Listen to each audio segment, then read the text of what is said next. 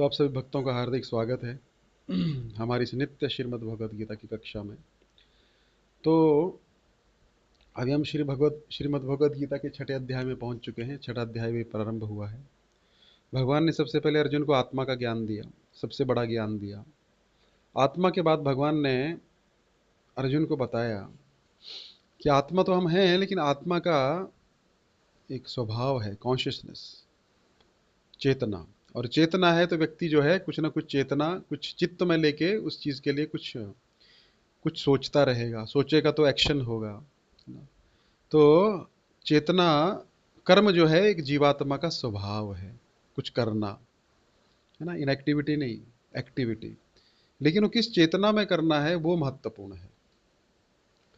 तो किस चेतना में करना है, भगवान ने पहले कहा कि तुम्हारी ड्यूटी है, तुम क्षत्रिय हो, ये आपकी ड्यूटी है। पहले ड्यूटी के बेस पे समझाया, लेकिन अर्जुन तब भी नहीं समझा। अर्जुन बोला कि प्रभु, ये ड्यूटी करते हुए, भगवान ने कहा कि ड्यूटी करते हुए जैसे कि एग्जाम्पल आता है कि अभी बहुत गर्मी पड़ रही है, तो एक माँ है, वो ऐसा नहीं है कि मई और जून की गर्मी में बोलते कि अभी मैं खाना बनाना बंद कर दूंगी। अभी तो गैस पे खाना बनता है, पहले चूल्हे पे बनता था, तो चूल्हे पे बहुत ताप लगता है, सेक लगता है।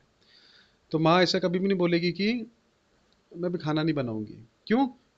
या स्त्री कभी भी ऐसा नहीं बोलेगी कि अभी यार तुम लोग तो अपना खाते हो आराम से और मुझे कितना मेहनत करना पड़ता है मुझे ही पता है। ऐसा नहीं बोलेगी। क्यों? क्योंकि उनकी ड्यूटी है, उनका कर्तव्य है। पिताजी कभी भी ऐसा नहीं बोलेंगे कि अरे बहुत बहुत बाहर गर्मी पड़ रही, मैं ऑफिस नहीं जाऊंगा, घर पे ही रहूंगा, कुछ नहीं करूंगा, नहीं। तो जब हम ड्यूटी करते हैं हमें बहुत सारा कष्ट सहना पड़ता है। जब हम अपना कर्तव्य को निर्वाह करते हैं, कर्तव्य का पालन करते हैं, बहुत सारी चीजें हैं जो हम अपने जीवन में टॉलरेट करनी पड़ती है, सहन करनी पड़ती है, उसको ड्यूटी कहा गया है। तो ड्यूटी जो है एक ओब्लिगेशन होता है कि हमारी ड्यूटी है, हमको जाना है। उसमें प्रेम हो भी सकता है, नहीं भी हो सकता, मेरी इट्स माई ड्यूटी। लेकिन भगवान एक कदम और जाके आगे, अर्जुन बोलता है कि नहीं, मैं अपनी ड्यूटी नहीं निभाऊंगा, कि मुझे आप, है ना, तत्किम कर्मणि घोरे माम नियोजित केशव। हे कृष्ण, आप बोल रहे हो कि आत्मा का ज्ञान भी लो और भक्ति करो, बुद्धि योग करो और कर्म भी करो, तो भगवान ने, तो इस घोर कर्म में मुझे क्यों नियोजित कर रहे हो? मारना मारने की बातें क्यों कर रहे हो? मुझे आध्यात्मिकता का ज्ञान दीजिए, मुझे आप अच्छा अच्छा कथाएं सुनाइए, अच्छा अच्छा धार्मिक ज्ञान दीजिए। आप मुझे इस प्रकार का ज्ञान क्यों दे रहे हैं कि भाई कर्म करो? उससे तो मैं भाग रहा हूं ना, वही तो मुझे नहीं करना है। तो भगवान ने ड्यूटी पे बोला तीसरे अध्याय में, लेकिन अर्जुन फिर नहीं समझा। अर्जुन बोलता है प्रभु ड्यूटी वूटी तो ठीक है, आत्मा के लिए कौन सी ड्यूटी है? आत्मा ना तो पुरुष है, ना तो स्त्री है, ना मैनेजर है, ना लेबर है ना अमेरिकन है, ना इंडियन है।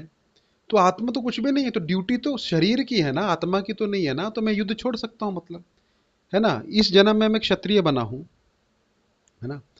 अगले जन्म में हो सकता है ब्राह्मण बन जाऊंगा, मेरी ड्यूटीज चेंज हो जाएंगी। तो इसमें पाप की क्या बात है? आप बोलते हैं कि पाप लगेगा तुमको, पाप किस चीज का लगेगा? तो ये तो आत्मा की जो चीजें हैं उसके बेस पे मैं भक्ति कर लूंगा, मुझे शारीरिक ड्यूटीज के बारे में मत बताइए। अब कर्म के बारे में, कर्तव्य के बारे में बता रहे हैं ना, वो मैं नहीं करूंगा। तो भगवान अर्जुन को बोलते हैं, अर्जुन एक चीज याद रखो, शरीर की जैसी क्षमता होती है व्यक्ति को, उसी प्रकार का शरीर की और मानसिक क्षमताओं के अनुसार ही सेवा और कर्तव्य और कर्म करना चाहिए। बड़ा गहरा पॉइंट बोलने जा रहा हूं, ध्यान से सुनिएगा, समझिएगा इस पॉइंट को, है ना। व्यक्ति का एक स्वभाव होता है, नो डाउट। आत्मा के स्तर पे तीनों गुणों से परे जब हम हो जाते हैं तो हमारी शारीरिक शक्तियां हमको पता लग जाती हैं, लेकिन अभी हम इस स्तर पे नहीं हैं। अभी एक स्त्री है, उस स्त्री का शरीर उतना ही काम कर सकता है जितनी उसकी क्षमता है शरीर की। नहीं प्रभु जी, आत्मा तो बराबर है ना, पुरुष हो सकता है वो पिछले जन्म में पुरुष हो, या आप पिछले जन्म में स्त्री हो, तो फिर कैसे? क्षमता तो बराबर है। नहीं, क्षमताएं शरीर के अनुसार होती हैं। कैसे?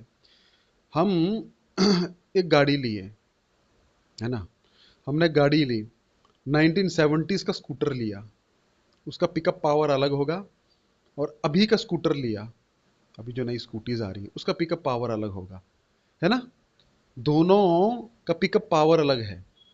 भले दोनों स्कूटर हैं, दोनों में दो पहिए हैं, दोनों में रेस है, दोनों में एक्सीलरेटर है, दोनों में ब्रेक है, सिमिलरली लग रहा है लेकिन वो सिमिलरली नहीं है। पिकअप एक का ज़्यादा, 125 सीसी का इंजन है, हो सकता है उसका 50 सीसी का इंजन हो, तो पिकअप उतना नहीं है ना, भले देखने में उतना लग रहा है। आप कितना भी प्रयास करो, दोनों में रेस लगाएंगे, आप कितना भी मेहनत करो, आप उससे आगे नहीं जा सकते। क्यों नहीं जा सकते? उसका पावर ही नहीं, उसके ज़्यादा उठा ही नहीं सकता है। तो उसी प्रकार शारीरिक क्षमताएं होती हैं। कोई व्यक्ति का दिमाग नहीं है, है ना, वो चीज़ों को याद नहीं रख सकता है, समझ नहीं सकता है, समझा नहीं सकता है, वो व्यक्ति भले ही लेक्चर देगा, वो व्यक्ति भले ही टीचर बन जाए, लेकिन वो व्यक्ति उस तरह के उतना प्रभावशाली नहीं हो पाएगा जितना दूसरा व्यक्ति है। तो शारीरिक क्षमताएं हमारी वैरी करती हैं, बौद्धिक क्षमताएं हमारी वैरी करती हैं पिछले जन्मों के कर्मों के अनुसार। तो हमको उसको स्वीकार करना चाहिए, ईर्ष्या नहीं करनी चाहिए। वो मूर्ख है सबसे बड़ा व्यक्ति जो ईर्ष्या करता है। हमको कुछ और क्षमता भगवान ने दी है, किसी दूसरे को कुछ दूसरी क्षमता दी है। तो बुद्धिमान व्यक्ति वो है जो अपनी स्ट्रेंथ्स भी जानता है, अपनी वीकनेसेस भी जानता है, वो बुद्धिमान है। वो आड़ा टेढ़ा कंपटीशन नहीं करता है ना। क्योंकि दोनों की रेस में, साइकिल की रेस में और मर्सिडीज बेंच की रेस हो जाए या पोर्श की रेस हो जाए, तो बेवकूफ़ी है दोनों के बीच में कंपैरिजन करना। साइकिल की अपनी क्षमताएं हैं, जहां पे साइकिल जा सकती हो सकता है मर्सिडीज बेंच ना जा पाए, छोटे से रोड पे निकल जाएगी साइकिल, और उसका पेट्रोल की दिक्कत नहीं, कुछ नहीं, पंचर होगी तो उठाया लेके चले गए। पोर्श पंचर होगी तो कौन करेगा। सबकी अपनी क्षमताएं हैं, सब बेनिफिट्स हैं, सब डिसएडवांटेजेस भी हैं सबके। तो इसीलिए व्यक्ति वो मूर्ख है जो व्यक्ति इन परिस्थितियों को नहीं समझता है और अड़ जाता है कि नहीं हम ऐसे कार्य करेंगे। ये सबसे बड़ी मूर्खता है। व्यक्ति को आंकलन करना चाहिए पहले खुद का, मेरी स्ट्रेंथ्स एंड वीकनेसेस क्या है, तब वो दूसरे की स्ट्रेंथ और वीकनेसेस निकाल सकता है। तो अर्जुन, तुम्हें कर्म नहीं करोगे बिल्कुल, लेकिन जो कर्म तुम कर सकते हो कर्म कोई और नहीं कर सकता है। मैं क्या कर सकता हूं, तुम योद्धा हो, तुम क्षत्रिय हो, तुमने ट्रेनिंग लिया है, तुमसे जो मैं कर्म करवाना चाहता हूं तुम ही कर सकते हो, और वही सेवा है। नहीं मैं तो जप करूंगा, उसके लिए तुम बने ही नहीं हो। तुम ब्राह्मण के शरीर ही नहीं है तुम्हारा, ब्राह्मण की ट्रेनिंग ही नहीं है, तो कैसे ब्राह्मण बनोगे। तुम तो भागने के लिए ब्राह्मण बन रहे हो। इसलिए बहुत सारे लोग भक्त बन जाते हैं, भक्त होते नहीं है। लेकिन कौन कमाएगा। यहाँ तो बहुत अच्छा है, तिलक लगाओ, कंठी लगाओ, मेहनत करने की भी जरूरत नहीं है, अच्छा अच्छा खाने को मिल जाता है, लोग सम्मान करके जाते हैं, दक्षिणा मिल जाती है, गाड़ी में घूमने को मिलता है। अरे हमारी 7 पुस्तों में कोई गाड़ी में नहीं बैठा है ना। यहाँ पे आएंगे तो प्रभु जी बोल के लोग दंडवत करेंगे, ऊपर से अगर हमने सैफरॉन पहन लिया तो बात तो कहने क्या। लाइफ सेट है, 5 साल निकाल लो। इस व्यक्ति को भगवान मना कर रहे हैं। तुम्हारी क्षमता क्या है उसके अनुसार तुम सेवा लो ना, उसके अनुसार तुम चोला पहनो। इसलिए भगवान तीसरे अध्याय में बता चुके हैं, मिथ्याचार सुच्यते। सबसे पहले व्यक्ति को ईमानदार रहना सीखना चाहिए। अरे अपनी, मैंने बोला ना, जो व्यक्ति अपनी स्ट्रेंथ जानता, अपनी वीकनेसेस जानता है, वही भक्ति कर सकता है। अन्यथा वो अपने आप को धोखा देगा, और दूसरों को तो देगा ही देगा, अपने आप को सबसे पहले धोखा देगा वो। तो इसलिए भगवान ने बोला, अर्जुन कर्तव्य कि तुम्हारा क्या है। प्रभु कर्तव्य तो शारीरिक है, नहीं, शारीरिक भी जरूरी है। आप पुलिस में जाइए, प्रभु जी हमें बहुत जज्बा है करने का और हाइट है 3 फीट की, लेगा कोई। अरे शरीर तो होना चाहिए, प्राण तो होना चाहिए शरीर में, हाइट तो होनी चाहिए, बॉडी तो होनी चाहिए सामने। भाई चोर उचक के डरने तो चाहिए देख के, है ना। भले आप में जज्बा है, तो शरीर मैटर करता है, आपकी बुद्धि मैटर करती है। हम जो बोलते हैं ना कि नहीं करते, नहीं करती, करती है। तो अर्जुन को भगवान ये चीज बोल रहे हैं, अर्जुन तुम्हारा जन्म क्षत्रिय परिवार में हुआ है, तुम ये कर सकते हो कि अपने कर्तव्य को ही भक्ति बना सकते हो। 5वें अध्याय में भगवान ने बताया भक्ति, भगवत गीता समझ नहीं आएगी आपको, है ना। बहुत सरल भगवत गीता है, अगर सही से हम समझेंगे। तीसरे और 5वें अध्याय में अंतर क्या है।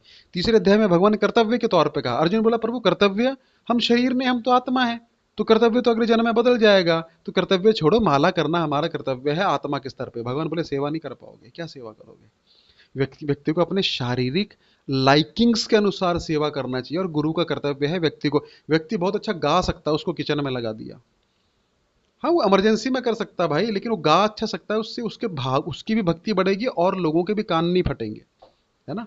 तो ये बहुत सारी चीजें हैं। वो कुकिंग में गड़बड़ करेगा, फिर उसको हमने कुकिंग में लगा दिया, कुकिंग उसकी है नहीं, इमरजेंसी में कर सकता, सब्जी कटिंग कर सकता, कुक नहीं बन सकता। लेकिन कुकिंग में लगाया पूरा सत्यानाश करेगा, लोग भी गाली देंगे, आप उसको गाली देंगे, लेकिन उसकी गलती नहीं है, जिसने लगाया उसकी गलती है। या फिर उसकी गलती अगर वो सोच रहा है मैं कर सकता हूं तो नहीं। इसलिए अथॉरिटी के अंडर सेवा करना चाहिए। तो भगवान अर्जुन को ये बता रहे हैं। अर्जुन बोलता नहीं, मेरे लिए जो श्रेष्ठ करे वो मैं चुन लूंगा। भगवान बोले नहीं, तुम अथॉरिटी नहीं हो, इस टाइम तुमने मुझे गुरु माना है ना, तुमको युद्ध करना पड़ेगा। शिष्यस्तम शादिमाम त्वाम प्रपन्नम। इसीलिए किसी भी व्यक्ति को नहीं लेना चाहिए जब तक उसकी पूर्ण शरणागति नहीं हो। गुरु के पास भी पूर्ण अधिकार है और शिष्य के पास भी पूर्ण अधिकार है। एक बार दोनों ने माना तो फिर नो इफ बट। अब अर्जुन को कृष्ण बोल रहे हैं तुमने माना है ना, सुनो अभी, और सुनो और सुनो। तीसरा अध्याय समझाया, अर्जुन को समझ नहीं आया, क्या प्रभु क्या बता रहे हो, कर्तव्य कर्तव्य, हमको नहीं करना कर्तव्य, हमको कोई कर्म का फल नहीं चाहिए, हमको कुछ नहीं, हम जंगल में जी लेंगे। भगवान बोले कर्तव्य से नहीं समझे, अब समझो भक्ति भाव से। लेकिन भक्ति भाव के लिए सेवा तो करनी पड़ेगी। अब सेवा का आपका एक साइकोफिजिकल नेचर होगा, नेचर के अनुसार सेवा करनी चाहिए व्यक्ति को। उससे क्या व्यक्ति लॉन्ग टर्म में सस्टेन कर पाता है और उसको पोषण मिलता है उस सेवा से। क्योंकि उसकी फेवरेट सेवा है, उसका उसका उसका बुद्धि उस तरह से है, उसका शरीर उस तरह से रचित किया गया है। हट्टा कट्टा व्यक्ति है, फिजिकल सेवा कर सकता है, नहीं है पतला सुकड़ा है तो क्या डालोगे किचन में, मर जाएगा वो पतीला उठा उठा के। इसलिए उसकी अनुसार शारीरिक और बुद्धि दोनों को देख के उसको क्या सेवा देनी चाहिए, वो गुरु का कर्तव्य है। तभी लोग भक्ति छोड़ के भाग जाते हैं, या तो उनको सेवा सही से नहीं मिल रही है, या फिर उनको देखभाल करने वाला कोई नहीं है। देखभाल भी होनी चाहिए और उनकी सेवाओं का भी आवंटन होना चाहिए, और उनको भी रुचि होनी चाहिए, तब वो व्यक्ति हर बार आएगा, बिना बोले आएगा, वो सेवा करेगा, क्योंकि उसको रस प्राप्त हो रहा है। तो भगवान अर्जुन को ये बोल रहे हैं, अर्जुन तुम क्षत्रिय हो। 5वें अध्याय में भगवान ने फिर से अर्जुन को बताया एक एक्शन इन कृष्णा कॉन्शियसनेस। जो काम तुम तीसरे अध्याय में बता रहा था ना कर्तव्य की दृष्टि से, उसको कर्तव्य न समझ के मेरी भक्ति समझो। सिर्फ दृष्टि को बदलना है, वो भी अंदर से, कर्म वही रहेगा। सबसे पहले हमारा प्रॉब्लम पता क्या, हम कर्मों को बदलने के लिए जाते हैं, इसलिए हम मार खाते हैं। भक्ति गीता हमको ये सिखाती नहीं है। अर्जुन क्या कर रहा था, अर्जुन पहले युद्ध कर रहा था, बाद में क्या किया, वो साधु बन के घूमा, नहीं, युद्ध ही किया। वही गांडीव था, उससे ही युद्ध किया। पहले भी वो गांडीव से युद्ध करना था उसको, लेकिन अभी उसने क्या, उसका पर्सपेक्टिव बदल गया जिंदगी को देखने का, तो अपनी सेवा को देखने का, अपनी ड्यूटी को देखने का। जो आपको सिंपल झाड़ू लगाना लग रहा है, अगर श्रवण से आपको पता लगे कि कितना बड़ा सेवा मैं कर रहा हूँ, पर्सपेक्टिव बदल गया, है ना। जो कुकिंग आप घर पे कर रहे हो, पर्सपेक्टिव बदल गया, कुकिंग मैं भगवान के लिए कर रहा हूँ। काम वही रहेगा, वही एलपीजी की गैस जलेगी, वही जीरा डलेगा, वही तेल डलेगा, वही टमाटर डलेगा, वही सब्जी डलेगी, आलू की सब्जी वैसी ही बनेगी जैसी भौतिकवादी बनाते हैं। आप भी वैसे बनाएंगे, बस बदला क्या प्रभु जी, फिर बदला क्या। हम भी जॉब कर रहे हैं, हम भी धंधा कर रहे हैं, हम भी बच्चे पाल रहे हैं, हम भी सब कुछ कार्य कर रहे हैं जैसा बाहर वाले कर रहे हैं, प्रभु जी फिर हम भक्त कैसे हुए। यही तो प्रॉब्लम है। कुछ नहीं बदलेगा, सिर्फ चेतना बदलेगी। चेतना बदलेगी तो सब कुछ बदल जाएगा, है ना। चेतना को बदलना है सिर्फ। आप जो कुकिंग कर रहे हो कृष्ण के लिए कर रहे हो, जो व्यक्ति वो अपने लिए कर रहा है, होटल वाले कस्टमर के लिए कर रहे हैं, मुनाफा कमाने के लिए कर रहे हैं, बस यही फर्क है, और कुछ नहीं बदलेगा।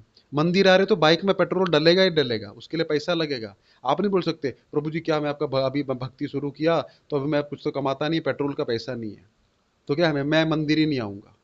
ऐसा ऐसा बोलते हैं ना, मैं मंदिर ही नहीं आऊंगा, है ना। तो एक भक्त थे, हमारी गुरु शुक्रवार की कथा में आते थे, जब हमने शुरू में स्टार्टिंग की थी, अभी भी हैं वो। तो उनको मैं पूछा है 2-4 हफ्ते बाद, प्रभु जी आप आ नहीं रहे। प्रभु जी क्या है ना, मेरा जॉब नहीं है ना। तो मैं फिर क्या हो गया प्रभु जी, हम कहाँ बोल रहे हैं कि जिसका जॉब है वही आ सकता है। अरे प्रभु जी मैं यहाँ से 4-5 किलोमीटर दूर रहता हूँ, मेरे को पेट्रोल लगता है मेरी बाइक का। मैंने कहा अच्छी बात है। तो प्रभु जी फिर मैं भगवत गीता सुनना ही बंद कर दिया, क्योंकि मेरा पेट्रोल लग रहा है। अरे कितने रुपए का पेट्रोल लग जाएगा यार, 10-20 रुपए का पेट्रोल लग जाएगा। लेकिन जो जिससे तुमको बुद्धि वो प्राप्त होगी, देखने की, सुनने की क्रिस्टल क्लैरिटी आएगी, डिसीजन मेकिंग होगा, उससे आप 40 लाख रुपए कमा लोगे, 50 लाख रुपए कमा लोगे। तो आज का जो टॉपिक है मन पे है, तो मैं उधर ही आ रहा हूँ। तो भगवान ने अर्जुन को क्या बोला, कर्तव्य नहीं, एक स्टेप और ऊपर आ जाओ, प्रेममयी भक्ति समझ के करो, कर्म योग करके समझो। चलो ठीक है, मेरे को नहीं अर्पित करना, कर्म योग करके मुझसे जुड़ जाओ, मैं कृष्ण के लिए कर्म कर रहा हूँ, युद्ध कर रहा हूँ। अर्जुन तब भी नहीं समझ रहा है, क्योंकि अर्जुन को युद्ध को त्यागना है, यही हमारा प्रॉब्लम है। हमको परिवार को त्यागना है, इसलिए नहीं कि हमको कृष्ण से प्रेम है, इसलिए कि अरे पत्नी से हमारी बनती नहीं है, पति से हमारी बनती नहीं, तो हमको परिवार को त्याग देना है। त्यागना सोल्यूशन नहीं है। त्याग अगर सोल्यूशन होता तो सब कुछ त्याग के सब सब लोग भगवान को प्राप्त कर लेते। युधिष्ठिर महाराज के घर में नारद मुनि आए, और युधिष्ठिर महाराज को नारद मुनि बोलते हैं, प्रणाम करते हैं नारद मुनि। युधिष्ठिर महाराज बोलते हैं अरे हमको क्यों प्रणाम करें, हम तो गृहस्थी में हैं, राजा हैं, राजभोग में पूरी तरह से लिप्त हैं, हमको आप क्यों प्रणाम कर रहे हैं, आप तो नित्य मुक्त हैं, तीनों लोकों में भ्रमण करने वाले हैं। नारद जी बोलते हैं आप हमको बेवकूफ नहीं बना सकते हैं। क्यों? क्योंकि जिसका हम दर्शन करने आए हैं वो तो आपके घर में ही रहते हैं। वो तो ना तो वैकुंठ गया था, वैकुंठ में नहीं मिले, द्वारिका गया, द्वारिका में भी मिले, पता लगा वो तो हस्तिनापुर गए हैं पांडवों को मिलने। तो हम कैसे शुद्ध भक्त हुए? शुद्ध भक्त तो आप हैं, जिसके बारे में भगवान स्वयं सोचते हैं। तो ये कुछ नहीं होता है। तो जो व्यक्ति नित्य भगवान को अपने कर्मों को अर्पण करता है, भगवान को स्मरण करता है, भगवान की प्रेममयी सेवा में, खाली मंदिर में सेवा नहीं होती है। आप जो घर में कुकिंग कर रहे हैं भगवान के लिए बनाइए। ऐसा नहीं प्रभु जी एक दिन मेरा राजभोग सेवा है, बस वही राजभोग सेवा, रोज राजभोग सेवा है आपका, क्योंकि रोज कुकिंग कर रहे हैं। भले फोटो को भोग लग रहा है, फोटो और भगवान में कोई अंतर नहीं है। हम सोचते डीटीज ही नहीं, भगवान एब्सोल्यूट हैं, वो पत्थर के रूप में भी खा सकते हैं। आपने माना ना, मानो तो पत्थर, है ना, मानो तो भगवान, नहीं मानो तो पत्थर, सीधी सी बात है। क्या है, मानने की बात है। हम प्रणाम कर रहे हैं, इस बुत को क्यों प्रणाम करें, लोग बोलते हैं। मानो तो भगवान है, नहीं मानो तो कुछ नहीं, श्रद्धा का खेल है सारा। बस ये दृष्टि को बदलना है आपको। गीता भी आपको एज इट इज दिखना चालू हो जाएगी अगर श्रद्धा होगी तो भगवान बोले कि अर्जुन इस प्रकार कर्म करो, तुम जो कर्म कर सकते हो, मुझे यहाँ पे धर्म की स्थापना करनी है, अधर्मियों का नाश करना है, तुम कर सकते हो, क्योंकि तुम्हारा शारीरिक मानसिक बल वैसा है, तुम्हारी ट्रेनिंग वैसी हुई है। वहां पे मैं व्यासदेव को नहीं लगा सकता हूँ, व्यासदेव से मैंने काम करवा लिया, उनसे सारे शास्त्र लिखा दिए, उनकी जगह वो सही है, लेकिन तुम्हारा काम तुमको करना, तुम व्यासदेव बनने की कोशिश मत करो, तुम जंगल में जाने की कोशिश मत करो, तुम इधर ही रहो। आप समझ रहे हैं ना कैसे हो रहा है ट्रांजिशन भगवत गीता में? ये है भगवत गीता, बिल्कुल सरल, लेकिन सरल समझाने वाला कोई नहीं है। मैंने बोला लोग इसलिए गीता नहीं पढ़ते क्योंकि उनको इंटरेस्ट नहीं है, उनको समझ ही नहीं आती है, उनको समझ ही नहीं आती है कि गीता क्या है। तो समझ नहीं आएगी तो जाहिर सी बात है, जब हम स्कूल की बुक नहीं पढ़ते हैं, समझ नहीं आए, तो गीता कौन पढ़ेगा जिसका तो मार्क्स भी नहीं मिलना है, जीवन में कोई काम भी नहीं है एक तरह से देखा जाए तो, ना उसका पैसा मिलना है। जो चीज़ हमको पैसा देने वाली, जो हमको मार्क्स देने वाली, वो नहीं हम पढ़ते हैं इंटरेस्ट नहीं आने पे, तो गीता कहाँ पढ़ लेंगे? गीता बंटने की कमी नहीं है, गीता बहुत बंट चुकी है। गीता लोग जानते भी हैं, मानते भी हैं, हर कोर्ट रूम में कसम भी खाते हैं, लेकिन है क्या अंदर उसके अंदर पता नहीं। मैं कुछ रील्स देखता हूँ, कभी कभी मेरा दिमाग घूम जाता है। भगवत गीता में श्री कृष्ण कहते हैं जो तुम्हारा दिल दुखाए फलाना ढिमकाना, ये तो है ही नहीं भगवत गीता में कहीं पे भी। हमने इतनी बार भगवत गीता पढ़ ली, एक श्लोक नहीं मिला ऐसा। भगवत गीता में भगवान कहते हैं, अरे कुछ अपना मनगढ़ंत है, भगवत गीता में भगवान कहते हैं, वो लगा दिए पीछे अपनी लाइन जोड़ दी। यही तो है मूर्खता, है ना? भगवान भगवत गीता में बोलते हैं तुम सबका अच्छा करो, ऐसे तो पता नहीं क्या क्या है, अच्छे अच्छे वाक्य जो है जोड़ दो। ये गीता में कुछ कहा ही नहीं है। तो हमने सोचा देखो लोगों को कितनी बड़ी बड़ी भ्रांतियां हैं, और रही सही कसर ये रील्स वाले निकाल रहे हैं। तो आज गीता कहाँ है, लोप हो गई है। तो गीता को उजागर करना है तो गीता पढ़ाने वाले पैदा करने पड़ेंगे, हमारा उद्देश्य यही है। हमारा उद्देश्य है गीता पढ़ो और पढ़ाओ, ईच वन टीच वन। अरे ज्यादा कुछ नहीं करना, अपने बच्चों को पढ़ाओ, आप अपने जीवन में सीखो कि गीता का उद्देश्य क्या है, वरना ये ऐसे रह जाएगा। तो भगवान फिर छठा अध्याय प्रारंभ किए। छठे अध्याय में भगवान ने अर्जुन को कहा, अर्जुन, अर्जुन बोलता है मान लो कि कृष्ण मैं कर्म तो करूं, लेकिन भगवान बोलते माम अनुस्मर युद्ध च, मेरा अनुस्मरण करते हुए युद्ध करो, मेरे मुझे स्मरण करो और युद्ध करो।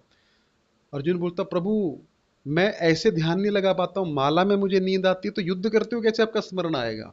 तो भगवान बोलते हैं वही तो ट्रेनिंग देनी है, मन को नियंत्रण करने की ट्रेनिंग। जिसने मन को नियंत्रण कर लिया उसने पूरे संसार को नियंत्रण कर लिया। अपने को जीतना है, दूसरे को नहीं जीतना है।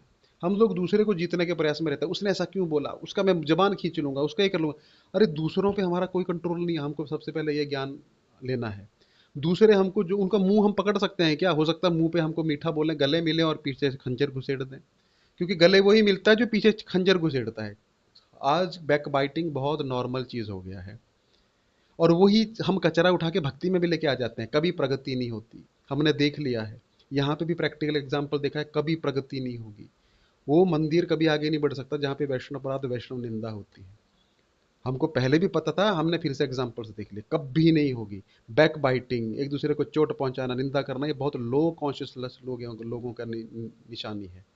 तो मन को नियंत्रण करना है। मन में ईर्ष्या है ना हमारी, किसके प्रति? कृष्ण के प्रति। कृष्ण क्यों हीरो बन रहे हैं, उनके साथ ही क्यों गोपियां नाच रही हैं, क्यों? यह भी लोग गाली देते हैं, भगवत धाम में भी हमने गाली दिया भगवान को, इसलिए हम भौतिक संसार में फेंक दिए, जाओ बनो हीरो, बन सकते हो तो। और यहाँ पे कोई भक्त आगे बढ़ता है, भक्ति की बात कर रहा हूँ, बाकी को तो छोड़ दो, बाहर वाले इतनी भी ईर्ष्या नहीं करते हैं, लेकिन भक्तों में ज्यादा ईर्ष्या चालू हो जाती है। ये क्यों आगे जा रहा है? अरे हम कृष्ण से ईर्ष्या कर रहे हैं, कृष्ण अगर उसको शक्ति प्रदान कर रहे हैं, उसकी साधना है भाई उसके पीछे, उसको कृष्ण की शक्ति प्राप्त है, वो व्यक्ति कर रहा है, तो उसके देर से ईर्ष्या मत करो, खुश होना चाहिए। कितना अच्छा प्रभुपाद जी के संदेश को, श्री चैतन्य महाप्रभु के कृष्ण के संदेश को आगे बढ़ा रहा है, लेकिन उसकी टांग खींचोगे। भगवान सब कुछ सहन कर लेते हैं, लेकिन भगवान बोलते हैं मैं वैष्णव अपराध नहीं कभी भी करता, खत्म कर देते हैं भगवान सब तरह से, है ना? तो इन चीजों से हमको बचना है, और उसके लिए मन को नियंत्रण करना पड़ेगा। मैं कल के लेक्चर में भी बताया था कि साधना तो आपको करनी पड़ेगी, भले रो के करो चाहे कैसे करो। सुबह उठना है तो उठना है, 5 बजे के बाद नहीं, जिसको साधना करनी अच्छे। 5 बजे के बाद सोना पाप है, उससे पहले उठिए, ब्रह्म मुहूर्त में उठिए, है ना? अगर थोड़ा योगा करना है योगा करिए, 10 15 20 मिनट शरीर के लिए दीजिए। उसके बाद जाइए नहाइए धोइए, उसके बाद वस्त्र, शुद्ध वस्त्र पहन के जप करिए, और मन को नियंत्रण करिए। मन का बड़ा खेल है, आपके पास सब कुछ है लेकिन मन आपका नियंत्रण में नहीं है ना, आप सब कुछ पाके भी सब कुछ खो दोगे। और अगर आप बोलते हैं ना मन चंगा तो कठौती में गंगा, अगर आपका मन चंगा है, मन खुश है, मन भगवान की सेवा में लगा है, घर पे ही आपको वृंदावन प्रकट हो जाएगा। वृंदावन जाके भी लोग परेशान हैं, हम बहुत पर्सनल लोगों को जानते हैं, परेशान हैं, त्रस्त हैं। यहाँ से गए थे भजन करेंगे, वहाँ पैसा कमाने में लगे हुए हैं, पैसा ही पूरा नहीं हो रहा। कभी एक भंडारे में जाते हैं, कभी दूसरे भंडारे में जाते हैं, गुरुजी बोल रहे हैं प्रचार करो, लेकिन वो नहीं करेंगे। प्रभु जी हम तो इतने बड़े रसिक भक्त हो गए, वृंदावन में बैठेंगे नहीं। प्रभुपाद जी बोले हैं कि जो व्यक्ति भगवान का प्रचार करेगा, भगवान उसके साथ आके स्वयं रहेंगे, उसको साथ रहने की आवश्यकता नहीं। कुर्म ब्राह्मण के पास श्री चैतन्य महाप्रभु गए दक्षिण भारत की यात्रा में। कुर्म ब्राह्मण आया, भगवान का दर्शन किया, भगवान को अपने घर में ठहराया, प्रसाद खिलाया। उसके बाद में कुर्म ब्राह्मण बैठ गया और चैतन्य महाप्रभु को बोला, महाप्रभु मेरे मन में बहुत भौतिक इच्छाएं हैं, बहुत कामी हूं, बहुत क्रोधी हूं, बहुत लोभी हूं, गृहस्थी में हूं, मुझे अपने साथ ले चलिए। महाप्रभु बोले, आज बोल दिया, आज के बाद मत बोलना। बोले क्यों?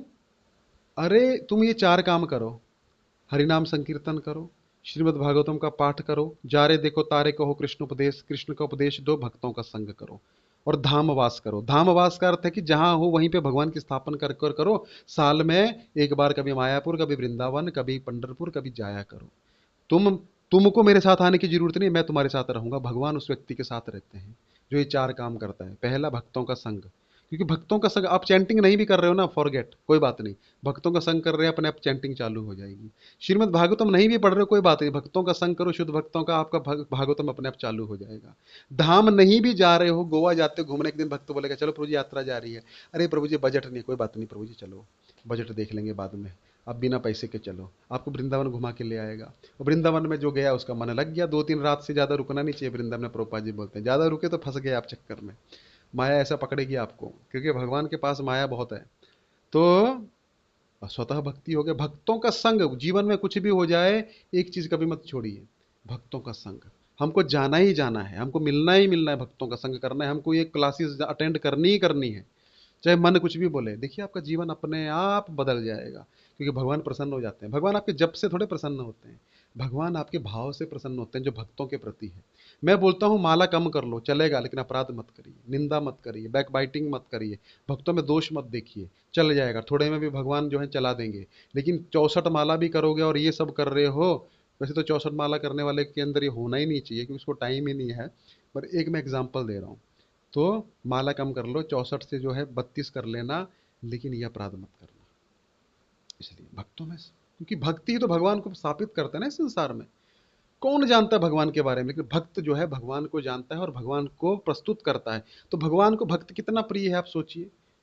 18.67 और 68 निकाल के देखिए, उसमें भगवान बोलते हैं प्रचारक मुझे बहुत प्रिय है, क्योंकि प्रचारक जो प्रचार करता है, गीता के संदेश को देता है, भगवान को बहुत प्रिय है, क्योंकि भगवान का कार्य कर रहा है ना। उनकी हम अगर निंदा करेंगे, उनका हमें करेंगे, तो भगवान फिर सब कुछ खत्म कर देते हैं उस व्यक्ति का। उसको भले वो कितने भी उच्च कोटि का भक्त हो, ईर्ष्या नहीं करना है। भगवान को एक गुण, सबसे दुर्गुण जो है सबसे बुरा लगता है, कामी को भगवान तार देते हैं। काम हो ना, काम है ना, कोई बात नहीं यार, शरीर का एक मैल है, ठीक है, शरीर की रिक्वायरमेंट है, ठीक है, नहीं होता कंट्रोल, ठीक है, भगवान बोलेंगे कामी है, कोई बात नहीं, तार देंगे तुमको।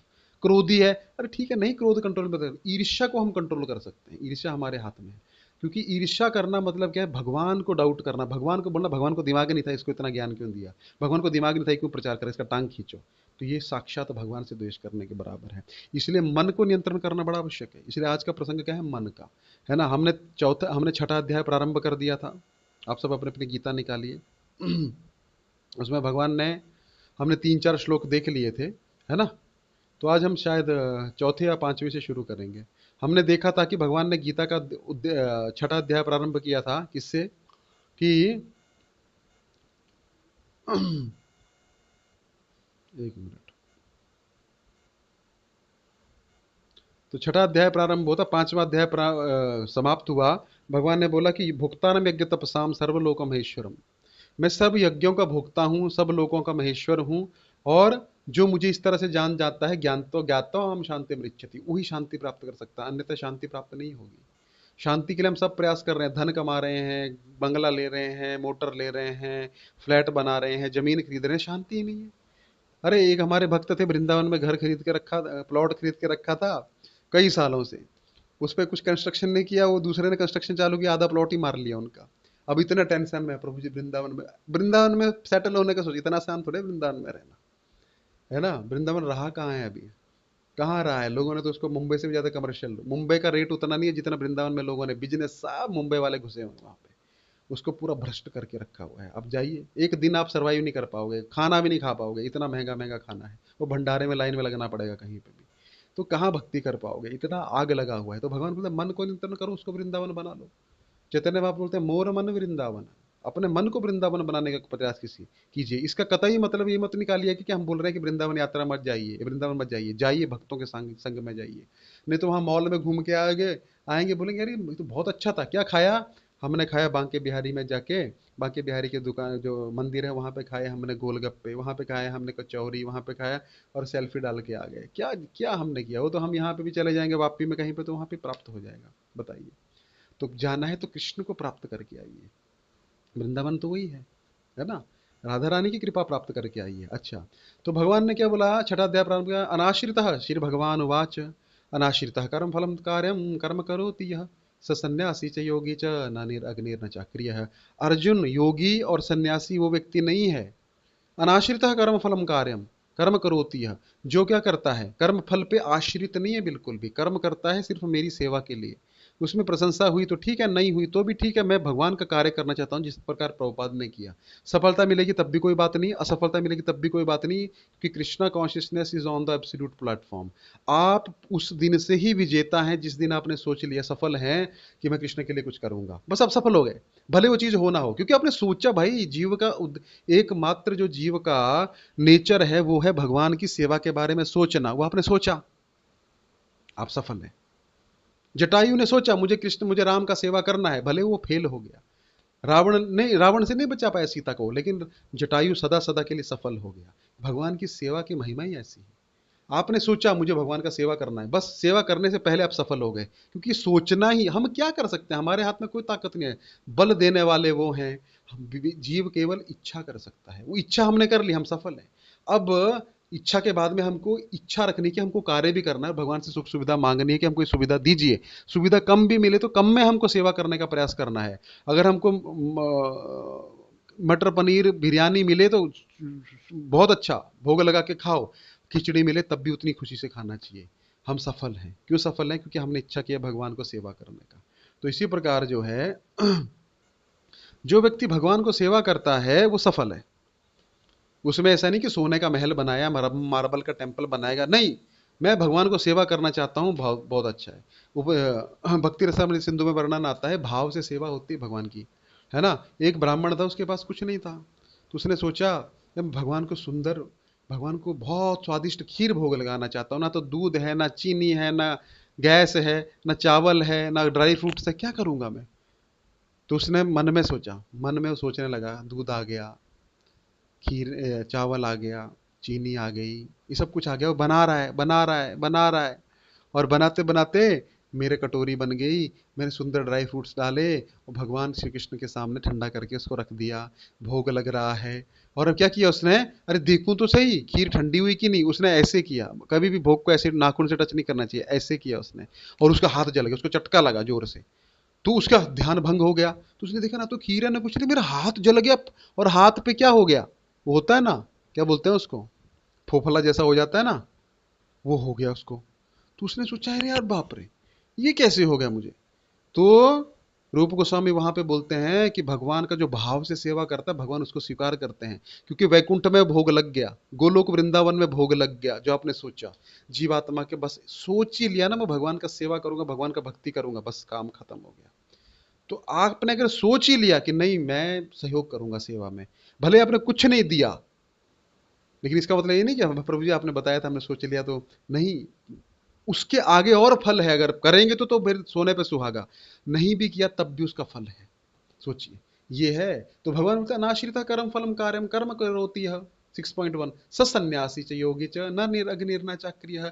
वो सन्यासी योगी नहीं है जो बोलते मैं अग्नि भी नहीं जलाऊंगा, कुछ नहीं करूंगा, ना घर बनाऊंगा, मैं बाहर घूमता रहूंगा और मजा करता रहूंगा, और भगवान से जुड़ा नहीं। मैंने एक बार बताया था, इस संसार से डिटैचमेंट और भगवान में अटैचमेंट दोनों साथ में होना चाहिए। डिटैच संसार से हो गए तो क्या फायदा, बहुत लोग डिटैच होते हैं फिर अटैच हो जाते हैं, लेकिन डिटैचमेंट प्लस अटैचमेंट यानी कि संसार से डिटैचमेंट का मत सोचिए, नेगेटिव है डिटैचमेंट। हम बोलेंगे छोड़ना है छोड़ना है, वो मत सोचो, जोड़ना है जोड़ना है जोड़ना है। भगवान के मंदिर जाना है, भगवान की सेवा करनी है, संडे फीस्ट में जाना है, वहाँ ये सेवा करनी है, ये सेवा करना है, जोड़ने का सोचो, छूटना अपने आप हो जाएगा। क्योंकि सेवा में चले गए तो उस टाइम पे जो बेकार काम करने वाले थे छूट गया। भगवान के माला करने लग पड़े तो धीरे धीरे क्या होगा, लाइफ रेगुलेटेड हो जाएगी, नेगेटिव विचार अपने आप छूट जाएगा। तो हमको जोड़ने का सोचना है, छोड़ने का नहीं सोचना। हमारा उल्टा है, हम नेगेटिव सोचते हैं। तो नेगेटिव दिमाग को दोगे, है ना, जो आप सोचते हो ना मेरे साथ ना हो, वो होने लग पड़ता है। एक बार दो बच्चे जो थे छत पे एक पेड़ पे चढ़ गए। उनके माता पिता नीचे से आवाज मारने लगे। माँ बोलते बेटा गिरना मत, गिरना मत, गिरना मत, ठीक है। और पिता बोलता है दूसरे लड़के को, बेटा पकड़े रखना, पकड़े रखना। और माँ बोलती छोड़ना मत। पिताजी बोलते हैं पकड़े रखना। जिसको बोला ना छोड़ना मत, वो गिर गया। और जिसको बोला पकड़े रखना ना, वो लटका रहा। इसमें सिंपल सी फिलॉसफी है, सिंपल सी साइकोलॉजी है। अगर हम छोड़ने का सोचते हैं, अगर हम नेगेटिव सोचते हैं ना, ये नहीं होना चाहिए, ये भगवान करे ये ना हो, वो हमारे साथ हो जाता है, क्योंकि हम उसको एनर्जी दे रहे हैं, उस थॉट को, है ना। Energy flows where attention goes. जहां टेंशन जाएगी वहां एनर्जी फ्लो करती है। इसीलिए अगर हम ये सोचते रहेंगे मैं कितना कामी हूं, मैं कितना क्रोधी हूं, अरे हैं, लेकिन मैं कितना अच्छा बन रहा हूं। 6 महीने पहले मैं क्या था, अब भगवान का मंदिर खुल गया है, वहां जाता हूं, दर्शन करता हूं, भक्तों का संग करता हूं, कितना अच्छा हूं। बस अच्छे होते जाएंगे। और सोचोगे यार मेरा क्या फायदा भक्ति में, यार मैं तो वैसा का वैसा। वैसे नहीं हो, उसकी डिग्री कम हो रही है, जो आपके अंदर पहले कमियां थी। तो हमको पॉजिटिव सोचना है, इसलिए हम पॉजिटिव रहेंगे, चिपके रहेंगे। अगर हम सोचेंगे छोड़ना है ना, क्या है, अरे छूट ना जाए कहीं, अरे मैं कहीं को गलती ना कर दूं, ओवर कॉशियस हो गए तो कुछ नहीं कर पाओगे जीवन में। तो इसलिए भगवान बोलते हैं ना, वो सन्यासी और योगी नहीं है जो कर्म नहीं करता है, ना तो अग्नि जलाता है। हम क्यों कमाएं, हम क्यों करें, हमको नहीं करना। संसार में फंसना नहीं है, फंसना नहीं तो फंसेंगे बस उधर ही। और हम सोच रहे हैं संसार नहीं, भगवान कितने सुंदर हैं, भगवान की लीला पढ़ के सो रहे हैं, कैसे भगवान ने जो है पूतना को मारा, कितने भगवान दयालु हैं, पूतना का उद्धार किया। हम पॉजिटिव सोच रहे हैं, आप समझ रहे हैं। और एक व्यक्ति सोच रहा है अरे मैं अभी लेक्चर सुना, मेरे में तो एक भी क्वालिटी नहीं है, अरे मैं गिर ना जाऊं, अरे मेरा क्या होगा, अरे मुझे छोड़ना है संसार को। वो छोड़ ही नहीं पाएगा कभी भी, क्योंकि छोड़ना है ही नहीं लक्ष्य, जोड़ना है। कृष्ण की लीलाएं पढ़िए, कृष्ण की लीला में रहिए, संसार अपने आप फीका लगने लग पड़ेगा। एक बच्चा मिट्टी खा रहा है, उसको कितना बोलो मिट्टी नहीं छोड़ेगा। उसको कैडबरी दे दीजिए जाके डेयरी मिल्क का, उसको एक स्वाद लग जाएगा, मिट्टी छोड़ के बोलेगा मुझे यही चाहिए। तो वही है, स्वाद परम दृष्टवा निवर्तते, सेकंड अध्याय में हमने चर्चा किया था। तो भगवान बोलते हैं उच्च उच्च हायर टेस्ट के लिए जाओ अर्जुन, हायर टेस्ट लो यार। भले तुम 5 मिनट के लिए शुद्ध भक्त बन रहे हो, फिर धीरे धीरे 5 से 6 मिनट के शुद्ध भक्त हो जाओगे। 6 से 10 मिनट का दिखावा तो करो, बल्कि मंदिर जाके शुद्ध भक्त की एक्टिंग तो करो। एक्टिंग करते करते करते हम लोग, चीटिंग नहीं करना है, बस एक्टिंग कर सकते हैं। तो एक्टिंग करते करते एक दिन हम सही में करने लग पड़ेंगे, होता है ना ऐसा। तो भगवान क्या बोले कि वो व्यक्ति सन्यासी या योगी नहीं है जो क्या करता है, सिर्फ बाहर से दिखावा करता है, नहीं। वो व्यक्ति अनाश्रित कलम फलम कार्यम कर्म करोति यह, जो व्यक्ति कर्म करता है लेकिन फलों पे आश्रित नहीं है, ड्यूटी के लिए कर्म करता है, मेरी सेवा के लिए कर्म करता है, वो व्यक्ति क्या है, सन्यासी च योगी च, वो सन्यासी भी है, इस संसार से उसका वैराग्य भी हो गया, और योगी भी है, जुड़ भी गया है मुझसे।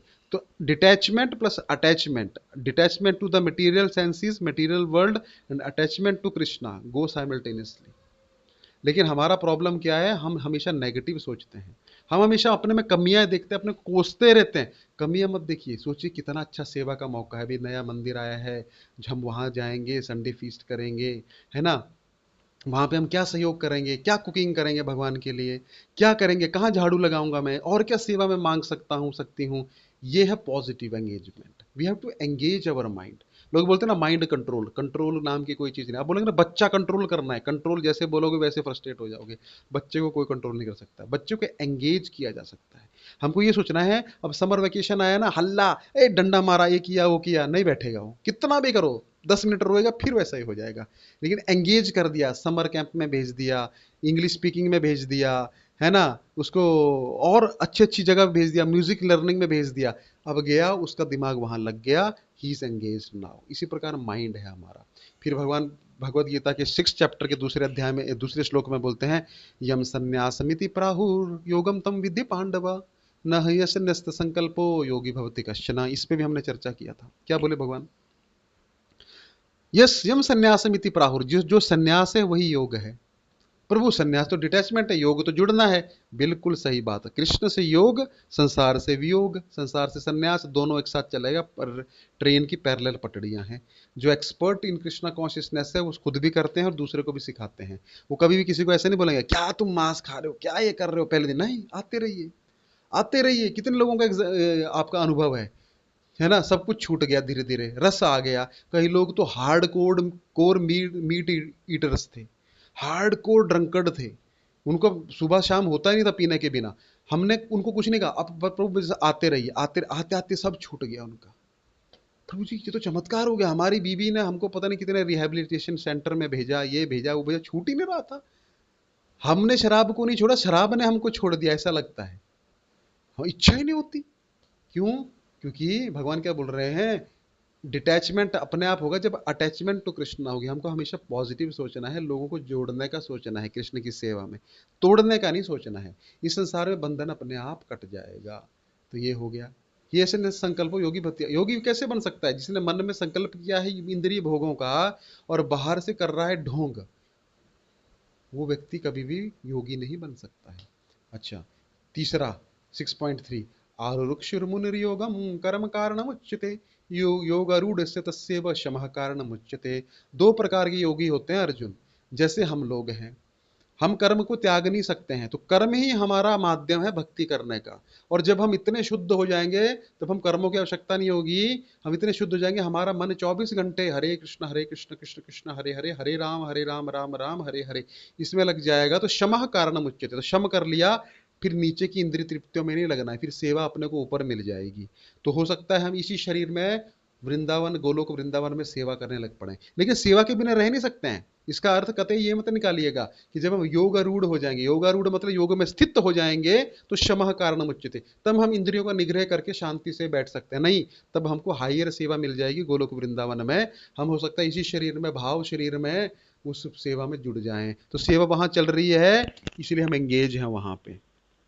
एंगेज तो होना पड़ेगा, लेकिन जब तक हम एंगेज नहीं हो रहे हैं, ऊपर हमारा मन इतना नहीं लगा है, आरुरुक्षुर्मुनिर्योगम कर्मम कारणम उच्यते, उसके लिए कर्म करना ही उचित है अर्जुन। दो प्रकार के योगी देखे, एक नौसिखिया और एक जो है योगारूढ़ होके स्थित हो चुका है, पूर्णता प्राप्त कर ली है। तो जो नौसिखिया है, हम सब नौसिखिए हैं। हमको कर्म करना पड़ेगा, भगवान की सेवा करनी पड़ेगी, जॉब करना पड़ेगा, धंधा करना पड़ेगा, उससे हमारा गुजारा चलेगा, उससे प्रसाद बनेगा, उससे ही मंदिर चलेगा, उससे ही यात्राएं होंगी, उससे ही हमारा झोली माला आएगी, उससे ही हमारा माला आएगी, उससे हमारी कंठी आएगी। फ्री में कोई नहीं देगा, तो उसके लिए हमको कर्म करना पड़ेगा। और जब हम योगारूढ़ हो जाएंगे, मन भगवान में स्थित हो जाएगा, ऊपर की सेवा हमको प्राप्त हो जाएगी, सेवा में मन लग जाएगा। हम इतने जप कर करके और सेवा कर करके इतने शुद्ध हो जाएंगे, गोलोक वृंदावन में अपना स्वरूप हमको पता लग जाएगा। क्षमा कारण मुझे, तब नीचे की एक्टिविटीज बंद कर लो, ऊपर के कार्य में जुड़ जाओ। इसी शरीर में सेवा करते रहेंगे। और फिर क्या होगा, जब अंत समय आएगा, प्राण छूट जाएगा और वहां पे जाके सेवा करने लग पड़ेंगे। ये है इसका मतलब। ठीक है, 6.3 भी हो गया। अब 6.4 बड़ा महत्वपूर्ण, यदा हिनेन्द्रियार्थेषु न कर्म सन्निसज्जते सर्वसंकल्प सन्यासी योगारूढ़ से तदुच्यते। यदा हिनेन्द्रियार्थेषु, इंद्रियों के लिए काम नहीं करता व्यक्ति। मैं इसलिए भोग बना रहा हूं कि मुझे मटर पनीर अच्छा है, स्टार्टिंग में हो सकता है ये भगवान की, कृष्ण की सेवा के लिए लग रहा है, भक्तों की सेवा के लिए लग रहा है। यदा हिनेन्द्रियार्थेषु न कर्म सन्निसज्जते, वो व्यक्ति क्या करता है, अपने लिए काम नहीं करता फिर, है ना। सारी की सारी इच्छाएं उसने छोड़ दी, मटेरियल स्पिरिचुअल डिजायर्स रहेंगी। ध्यान दीजिएगा, अब जब हम बोलते हैं ना प्रभु जी इच्छा मन में क्यों आ रही है, बिल्कुल इच्छा स्पिरिचुअल डिजायर से रहनी चाहिए। मुझे दीक्षा लेनी है, मुझे गुरु का सानिध्य प्राप्त करना है, ये स्पिरिचुअल डिजायर है।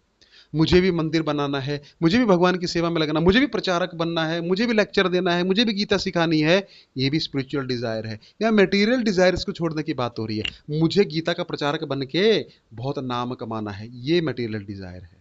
मुझे गीता का प्रचार करके बहुत धनी बनना है, ये मटेरियल डिजायर है। मुझे गीता का प्रचार करके चेले चपाटे बनाने हैं, ये मटेरियल डिजायर है। आप समझ रहे हैं स्पिरिचुअल डिजायर और मटेरियल डिजायर को कैसे अलग करना है। मुझे प्रभुपाद को सहयोग देने के लिए प्रचार करना है, मुझे गीता का संदेश जन जन तक पहुंचाना है, जितना सुख मैंने प्राप्त किया है मैं और लोगों को दूं निस्वार्थ भाव से, ये स्पिरिचुअल डिजायर है। मुझे भगवान का बड़ा मंदिर बनाना है और प्रेसिडेंट बनना है, मटेरियल डिजायर है। मुझे भगवान का बड़ा मंदिर बनाना है ताकि बहुत से लोग आए, भगवान का दर्शन करें, प्रसाद लें, कीर्तन सुने, कथा सुने, एजुकेशन प्राप्त करें गीता का, और जीवन सफल हो, भगवत धाम चले जाएं, इसलिए मुझे मंदिर बनाना है।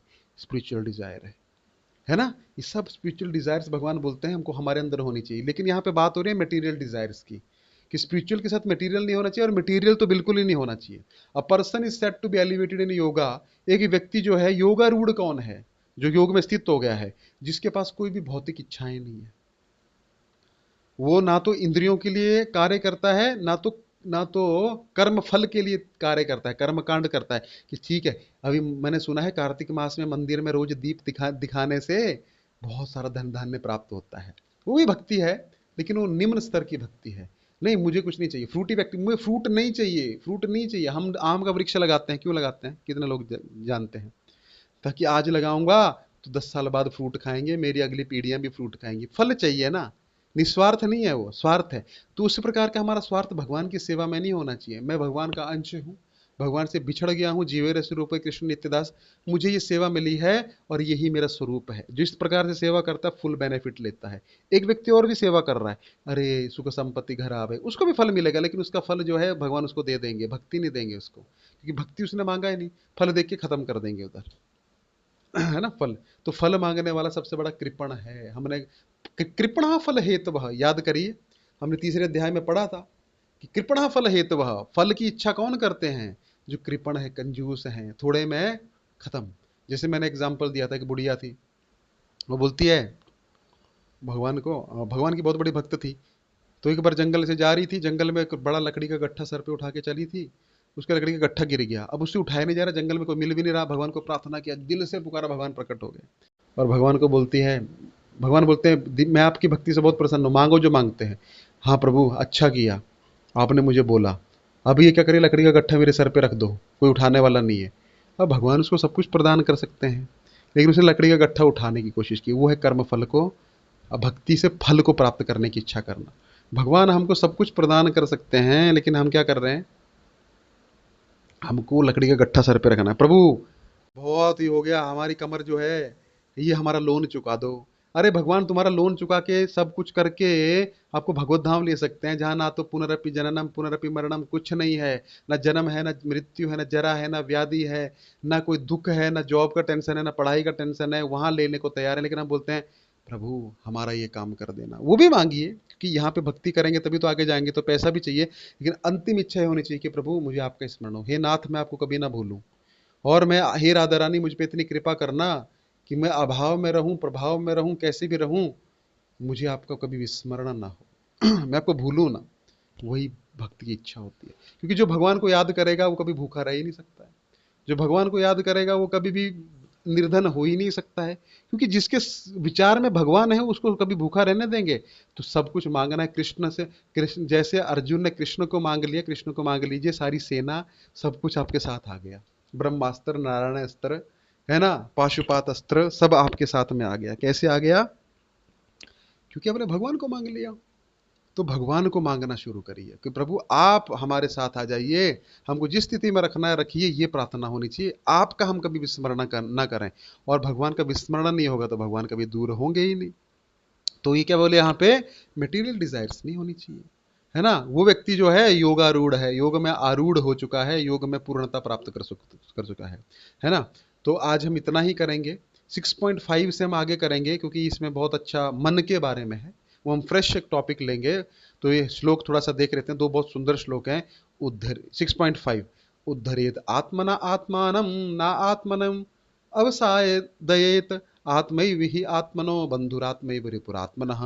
मन ही शत्रु है, मन ही। मन अगर आपका मित्र है ना और सही कार्य में लगा रहा है, स्काई इज द लिमिट। और मन अगर शत्रु है तो हेल, हेल से भी नीचे चले जाएंगे, नरक से भी नीचे, पाताल लोक भी कोई बचा नहीं पाएगा।